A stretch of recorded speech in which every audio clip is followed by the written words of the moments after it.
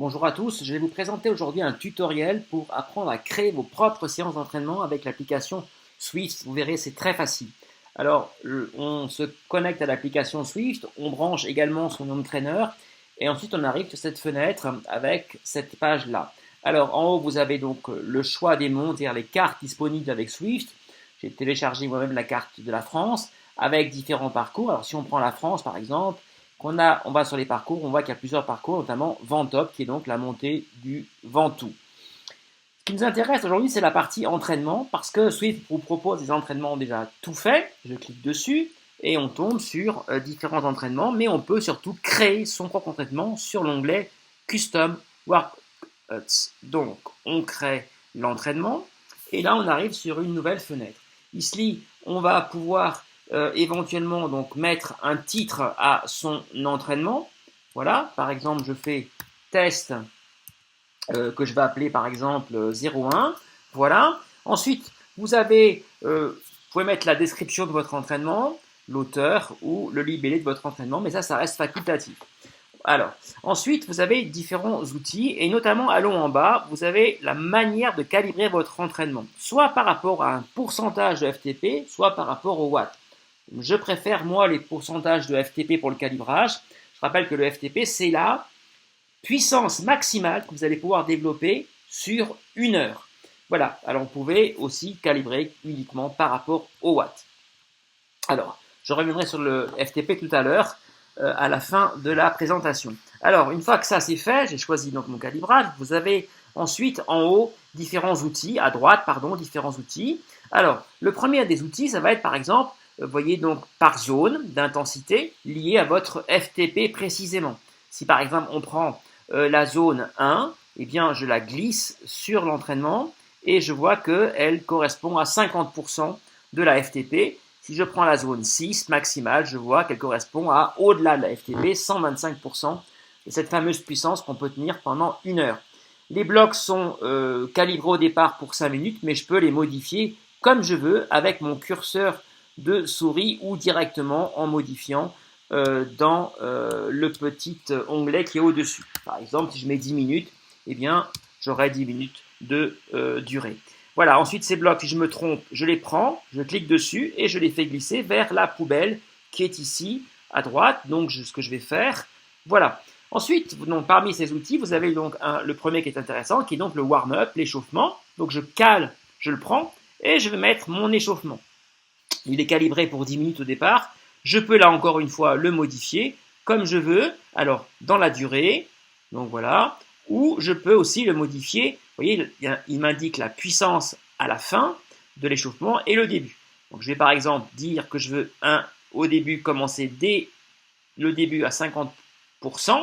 Voilà. Et ensuite, je veux le terminer à, par exemple, 80%. Donc là, je l'ajuste manuellement. 80%. Voilà. Alors, je mets 80%. Et ensuite, je vais mettre une durée de 10 minutes. Donc là, ici, je règle ma durée de 10 minutes.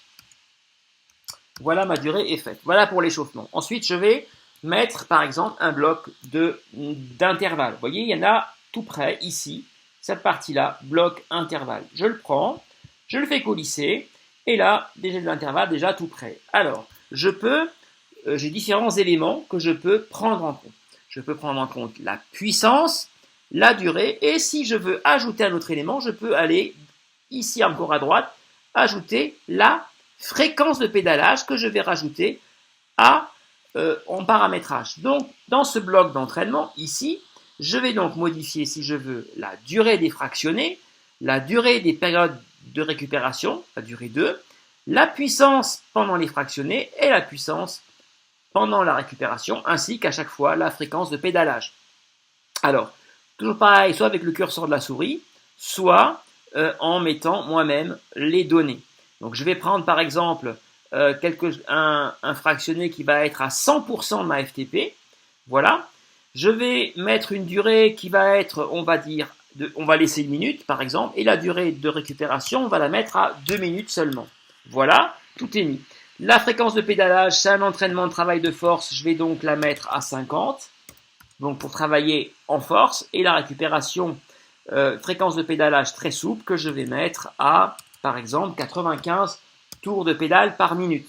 Ensuite, j'ai mis 4, il y a 4 fractionnés au départ de proposer. Je peux réduire en cliquant sur le moins ou rajouter en cliquant sur le plus, comme par exemple ici 6 entraînements.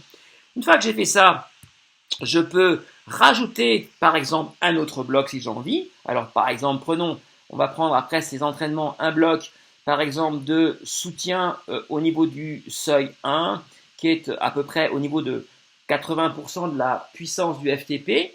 Donc ici je vais mettre précisément, alors on va mettre 80%, voilà, 80% du FTP, et ensuite une durée, alors on va fixer la durée par exemple à 10 minutes. Donc on a 10 minutes de, voilà, alors je vais mettre ça de manière plus précise, voilà, 10 minutes ici de soutien à cette intensité. Ensuite, vous voyez qu'au fur et à mesure, la durée d'entraînement s'allonge. Je suis à 38 minutes. Si vous voyez, je vais mettre par exemple, j'augmente. Imaginons que je mette 20 minutes. Eh bien, on va arriver à, vous voyez, l'entraînement augmente petit à petit et jusqu'à, par exemple, mes 20 minutes. Voilà. 19 heures, voilà. Je suis donc à une durée de 48 minutes. Et maintenant, à la fin de cette période-là, je vais choisir mon bloc de récupération, vous voyez, qui est lui aussi 10 minutes instantanément qui se met, qui me donne la puissance du départ et donc ensuite la puissance à la fin. Alors c'est un peu bas, 25, je vais mettre 50%, voilà, je suis à 50% et sur une durée de 10 minutes. Ma séance, vous voyez, dure 58 minutes. Je voudrais vraiment avoir un compte rond, avoir une séance à, eh bien, 1 heure. Je vais rajouter 2 minutes à cette période-là et je suis donc à une séance d'1 heure d'entraînement. Voilà, je précise qu'il y a aussi un autre outil qui est intéressant. Alors, je vais enlever par exemple celui-là, vous voyez, je l'enlève et je vais mettre à la place un autre outil que l'on peut mettre qui est par exemple le Freeride. Alors là, c'est un outil qui est donc libre, c'est-à-dire qu'il n'y a pas de puissance d'imposer et suivant le parcours, je m'adapterai uniquement au profil du terrain. Voilà une autre possibilité. Là aussi, je peux encore ajuster la durée. Une fois que ça c'est fait, eh bien, je vais enregistrer ma séance. Donc, avec le nom ici qui apparaît test 01, je l'enregistre et vous voyez, elle apparaît bien ici en test 01 dans mes entraînements avec une durée de 50 minutes. Je pourrais éventuellement revenir dessus et la modifier. Et puis, il suffira ensuite de la mettre en place. Alors, je voulais vous montrer ici un élément très important.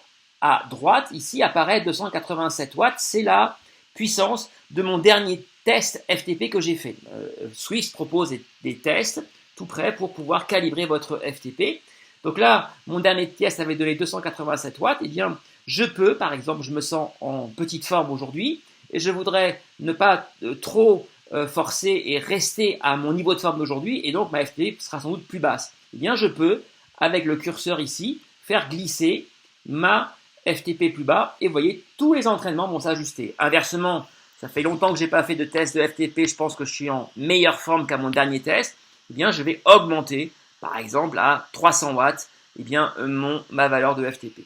Et ensuite, il ne me restera plus qu'à cliquer sur m'entraîner et ensuite, eh bien, vous voyez, apparaît l'entraînement et je fais rouler. Je suis bien sur le Ventoux. Vous voyez ici en haut, je suis sur le Ventoux et je vais donc rouler sur le Ventoux pour faire mon entraînement. Et j'espère vous avoir montré quelques éléments très faciles à mettre en place pour créer vos propres entraînements. À très bientôt pour de prochains tutos. Merci.